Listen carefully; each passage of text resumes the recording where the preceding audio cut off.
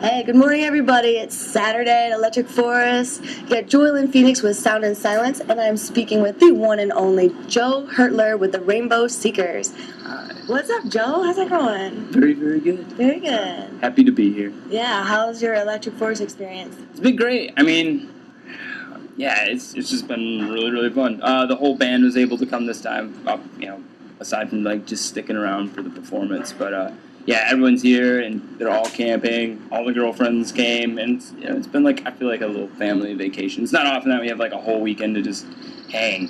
So we got to play music and do that at the same time. Wow, this sounds like a lot of fun. Yeah. So here at Electric Forest, we kind of feel like this year seems to be the Festival of Love.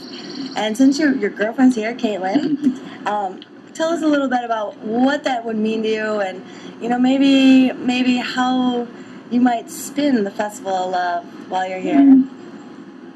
It's a bunch of people gathering around music, and like that's something we've done since humans became humans. Like we gather at these big, huge events and bond. And if you look at like societies all over time, all over the world, they do the exact same thing.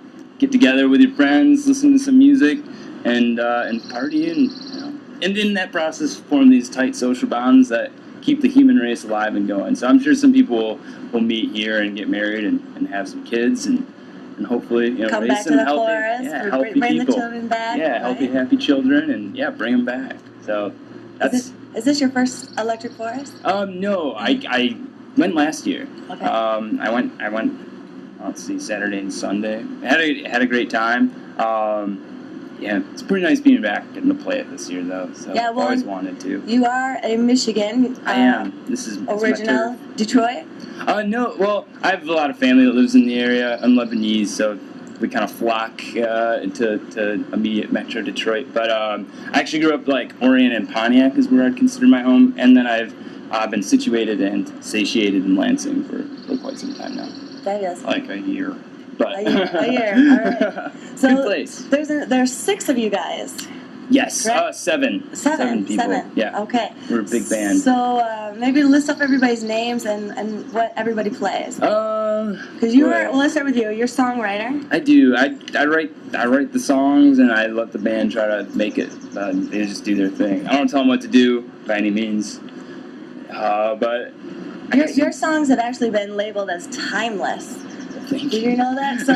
So with your music, the idea with timeless is that we will still love your music 100 years from now, 200 years from now. And hey, if that happens, then awesome. But nothing's permanent. But hopefully, like in the process of listening and experiencing art, you get something out of that, and that kind of changes the course of your life a little bit.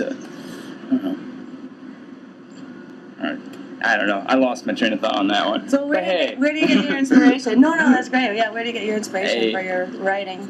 I jump all over the place, but I think just 25 years of living and all the experiences that come with it. So you kind of sit down and write a song, and it's very much like all these moments like lead up to that song, and at that very moment that you write it.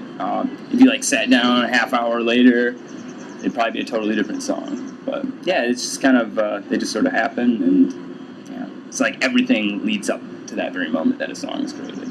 That's how I see it. Tell us about your new album, On Being. Yeah, On Being's a little older. But yeah, let's see. Yeah. When did that come out? That came out in 2011. Okay. But we have a new one coming out. We'll be releasing in the fall here. Okay. Well, hopefully. We're fingers crossed on that. Right. But that's called Terra Incognita. We're really excited for the release. A little different direction than the first record. Our first record is, I feel like it was a lot more me writing and putting the music together. Obviously, the band did all the instrumentation, but with this new record, we really kind of sat down as a whole band and came up with these songs. So it just sounds a little bit different, a little more funky and rock and roll in comparison to a folk, kind of Americana vibe of the first record. And that's how you would describe your sound?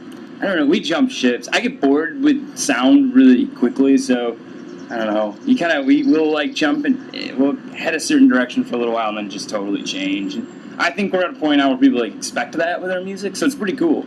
It's like, our label's not complaining about it, so they haven't mentioned that we need to stick to a genre yet. Good. So you can still just be free artists. Yeah. At least for the time being. Play what you love. Yeah. And you're going to be playing a lot this summer. Yeah. So you guys you're going to be at Ann Arbor Summerfest, and then Bliss Fest in Harbor Springs, and then we're going to see you at Carmen Ground in Lansing. Yep. And then you're trekking it up to Traverse City for the micro brew. So you guys are all over Michigan. Fun. There's one called Harvest Gathering that I'm super excited about. It's like a Harvest Gathering and then Hoxie. There's a ton of like cool little Michigan festivals, and they have like a really like dedicated crowd that shows up who all love music. They're smaller than Electric Forest, but like you can have a super good time at these little festivals, and there's still like 3,000 to 5,000 people show up to them. But always excited to play those ones, and it's cool because like everyone hangs out at them. You know, there's not like the segregated like artist camping areas and stuff. It's everyone's sort of together in the same pot, and most people are locals too, so everyone kind of knows each other. Right. I've heard about the Harvest Festival. Yeah, I had so much fun at it last year. Yeah. It was a great time. Oh, good. So let's talk about your day life. So, Joe, you are a science teacher for 4th through 8th grade students. What do your kids know what you're up to? They're I don't know. They've been getting smart to it. They usually figure it out after a while, especially the older kids. They'll eventually like Google my name, and then they find out that I play rock and roll in the evenings. I live a rather stark double life, though. Yeah. It's like walking a tightrope sometimes. I've probably got myself in a little bit of trouble. Certainly made getting through the teacher education program considerably more difficult in college. But you know what? They're two things I'm passionate about, and science, music. Music. Yeah, just education in general. So, world's a big place. You should learn about it. That's my philosophy. Same thing with music. It's a good way to explore the world around you. Yeah, so. Absolutely. Well, Joe, I think it's been really great chatting with you, and we look forward to seeing you at the 4 stage today at 2:30. Yeah, that'll be really exciting. So from Sound and Silence, I want to say thank you so much for your time and hanging out, and we really look forward to following you this summer and the rest of the years, checking you guys out. So we got Joe Hertler with the Rainbow Seekers here at Electric Forest. Check them out, yo. Thanks, man.